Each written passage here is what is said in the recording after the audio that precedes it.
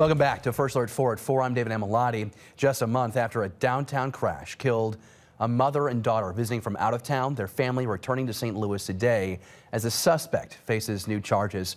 First Alert 4's Corey Stark is in the newsroom with these new developments. Corey? Yeah, David, good afternoon. Grieving family members of 42-year-old Leticia Bracero and her daughter, 21-year-old Alyssa Cordova, visited the downtown accident site today as they are in town for a court hearing for that suspect.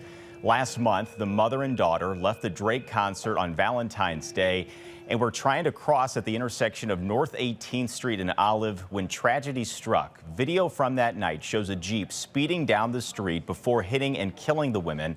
Today, family members, as we said, came into town for a hearing involving the suspect, and they visited the crash site and set up a memorial with pictures and flowers. The suspect in this case is Monte Henderson. First Alert 4 has learned he now faces new charges in this case. He was already charged with 2 counts of first-degree involuntary manslaughter. Now we're learning Henderson is also facing 2 counts of armed criminal action and a charge of driving while intoxicated. The 22-year-old has pleaded not guilty to all charges against him. Also